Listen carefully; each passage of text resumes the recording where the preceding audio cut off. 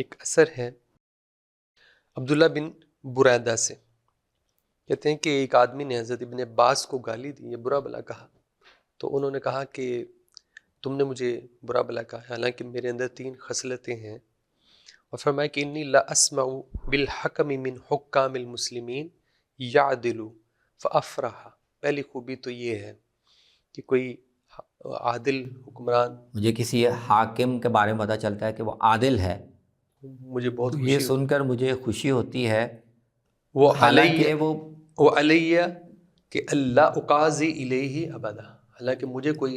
حالانکہ مجھے یہ توقع نہیں ہوتی کہ کل کو مجھے اس سے کوئی واسطہ پیش آ سکتا، یعنی مجھے اپنی غرض سے نہیں، صرف اس وجہ سے کہ وہ مسلمانوں میں عدل کر رہا ہے، اس پر مجھے خوشی ہوتی ہے، یہ پہلی تو خصلت میرے لیے یہ باعث افتخار ہے۔ بالکل صحیح۔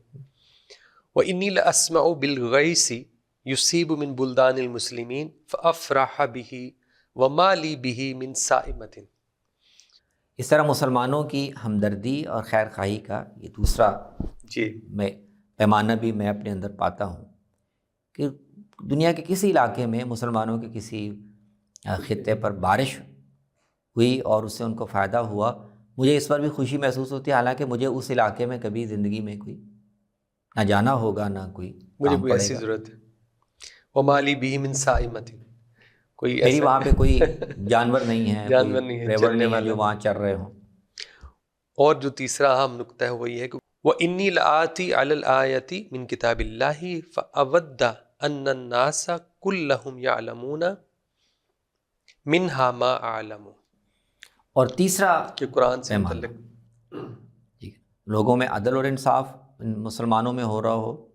یہ انسان کی، ایک مسلمان کی خواہش ہونی چاہیے، ان کو مادی طور پر رزق کی فراوانی ہو، اور تیسری بات کہ علم مسلمانوں میں عام ہو۔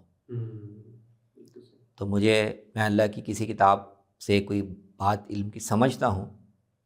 تو میرے دل میں یہ خواہش ہوتی ہے کہ جو بات مجھے سمجھ میں آ گئی ہے، جو میں نے جان لی ہے، یہ مسلمان باقی بھی جان لیں۔ تو اس کا مطلب یہ ہے کہ قرآن کی جستجو کرنا اور اس سے اللہ تعالیٰ کی مراد کو سمجھنا، اور جو صحیح بات سمجھ میں آ جائے، یہ خواہش ہونا کہ یہ مسلمانوں میں بھی عام ہو، مسلمان بھی اس بات سے فیض یاب ہوں، ان کو پتہ چلے۔ تو یہ ایک مسلمانوں کے ہمدرد اور ایک ذمہ دار عالم کے اوصاف میں یہ بات ہونی چاہیے۔ یعنی یہ آثار دیکھ کر ہمیں بہت انسپائریشن ملتی ہے کہ وہ صحابہ جو اس پورے پروسیس میں ساتھ رہے،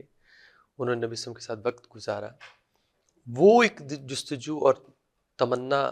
رکھتے ہیں کہ ہم اور سیکھیں اور اس کو جانیں، تو یہ ہمارے لیے تو بدرجہ اولا طالب علموں کے لیے اور علماء کے لیے تو اس میں یعنی قرآن کے ساتھ اہل علم کی وابستگی اور ان کے غور و فکر کا محور اور مرکز کیسے ہونا چاہیے، کس درجے میں ہونا چاہیے،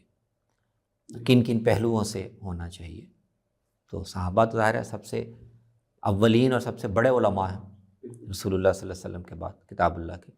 تو اس میں غیر معمولی رہنمائی۔